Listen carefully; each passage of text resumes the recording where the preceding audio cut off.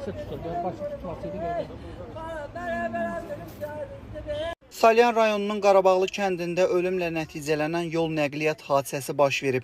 İlkin məlumata görə 90 HD 331 dövlət qeydiyyat nişanlı Mercedes-Benz markalı avtomobil hərəkətdə olarkən piyada qəfil avtomobilin qarşısına çıxıb. İddialara görə sürücü qəzanın qarşısını almaq üçün manevr edərək toqquşmadan yayınmağa çalışsa da buna nail ola bilməyib. Hadisə nəticəsində ağır xəsarət alan kənd sakini Sahil Əskərli sürücü tərəfindən Şirvan şəhər mərkəzi xəstəxanasına çatdırılıb.